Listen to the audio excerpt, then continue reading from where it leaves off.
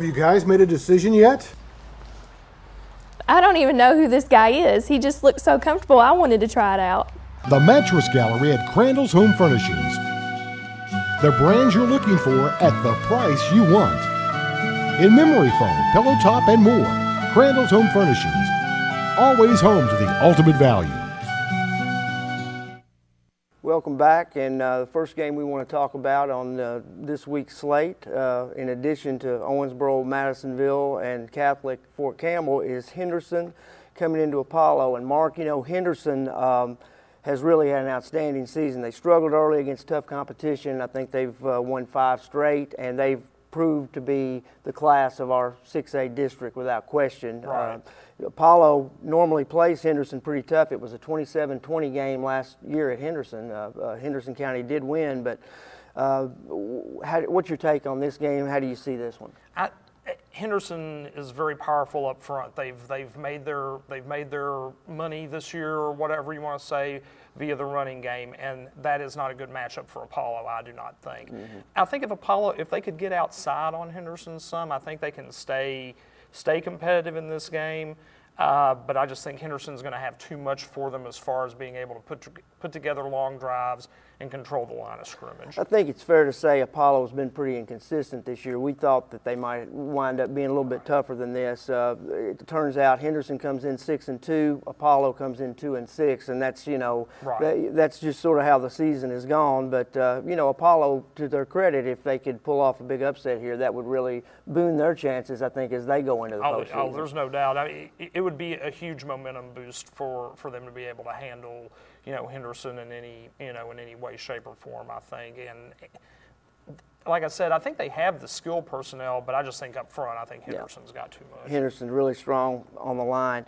We've got Daviess County, the Panthers trying to bounce back, playing at Graves County. This is a tough road trip for anybody when they have to travel down to Graves. And Graves, it turns out, is somewhat like Henderson County. They started out slow, but they've picked up the momentum too. Just to talk about what Daviess needs to try to do to be competitive in this game. Daviess is going to have to try to keep the ball away from Graves. I think that was kind of the philosophy Apollo wanted to try to use last week because, you know, Graves runs the wishbone. They try to control the ball as much as they possibly can. I think the biggest challenge for Daviess this week is to try to find improvement, try to get somewhat better, to build some momentum going into next season because you know, I think they're down pretty much psychologically right now. They're disappointed in the way things have gone, and if they could get anything out of this game as far as being competitive, I think it would be a huge plus for them. I agree with you there. Another game we've got this week, Todd County Central comes into Hancock County. Now, Hancock County has suffered 2 consecutive district defeats. They lost at Steele Stadium to Owensboro Catholic, and then and that was disappointing, but possibly even more disappointing was a 42-15 setback to Fort Campbell at home because Hancock County prides themselves on playing very well at home. Of course, I think they're going to get well this week with the Rebels coming in, but just talk about, you know, I guess that's what this is. This is sort of a get-well game for Hancock County. They're probably going to take some frustrations out on the Rebels. Right. I would think so. Chris Morris was very disappointed with the execution aspect of some parts of Hancock County's game last week. Like I said, they were in it into the third quarter, and then Fort Campbell just started, you know, kind of, you know, getting on a little roll, and Hancock really couldn't do much to stop them. I think if Eric Doyle is out with the knee injury, I think that's going to hamper Hancock somewhat going forward. But like you're saying, I think Hancock should be able to get back on track and get some momentum going again in this game. Yeah, I agree with you 100% on that.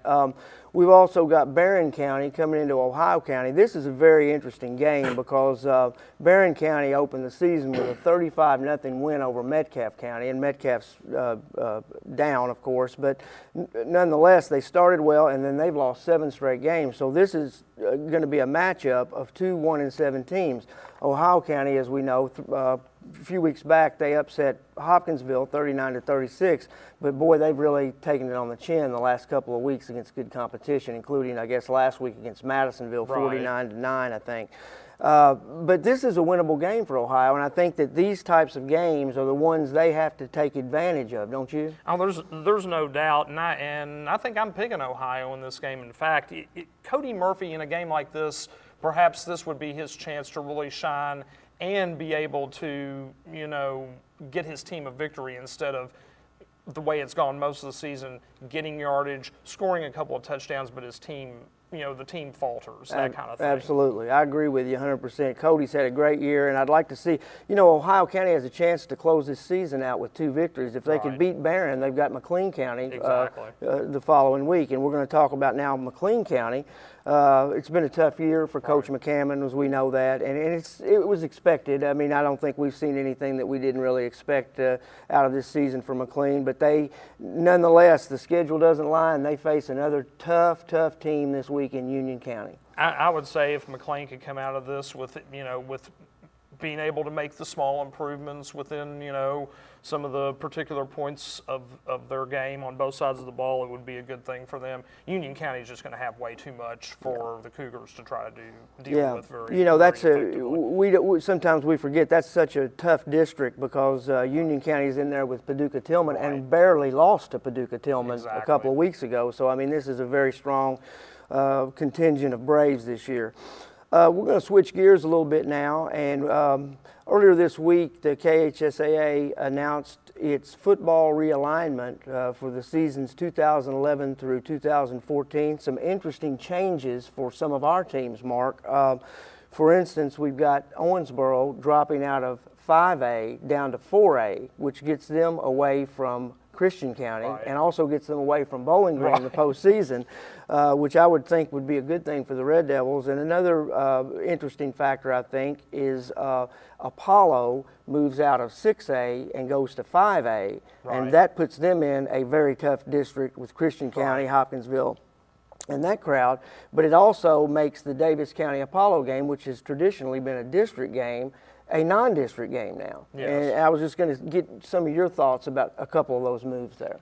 Well, for the Daviess County Apollo thing, I'm sure both sides are disappointed that it is not a district game anymore, but knowing what we both know about that county rivalry, I don't think it's going to lose a lot of intensity. In fact, it seemed to me like every time they played, it was, people talked about the district aspect of it a little bit, but they mainly talked about the rivalry aspect I agree. of it. Yeah, I agree. I agree with you on that. And I think with Owensboro moving down, Owensboro goes now from being one of the smallest 5A schools probably to being one of the largest 4A schools.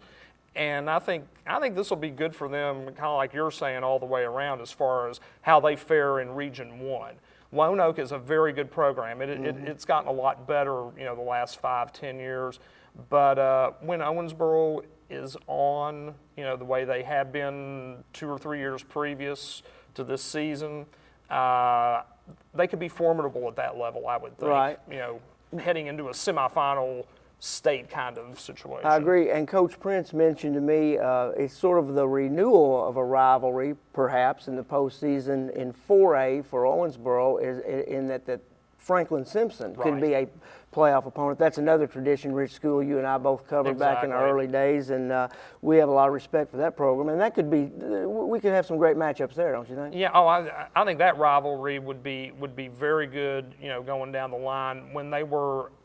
Was it when they were in 4A? No. It was back when they were both several like in 2A, way back when. Yeah, several years ago. Maybe and then 20 years ago. And then they came back a few years, they came back maybe about 10 years ago and had them as a district rival again, I think. Yep. Or played opposite districts. And I mean, yeah, those are two very tradition-rich schools. In fact, I think Franklin Simpson was the school that broke Gerald Pointer's 20-some-odd game winning streak I think you're back right. in the mid-'70s. That's correct. So yeah, so they've been on the gridiron a lot together over the years. Okay, well, it should be fun. I mean, I think that change is hard for some teams, and it takes a while to get used to it. But I think all in all, it's probably going to be pretty good for our teams. Apollo might not feel that way. I know Coach Bates didn't like moving out of the district from Henderson and Daviess County. Yes. He did not like that aspect of it, but he doesn't fear the teams they have to play. He feels like when they're at their best, they can compete. So yeah, it'll be a lot of fun. Well, we appreciate you watching, and we've enjoyed bringing this to you, and we'll be back Monday at 2 p.m. to bring you some more. Thank you very much.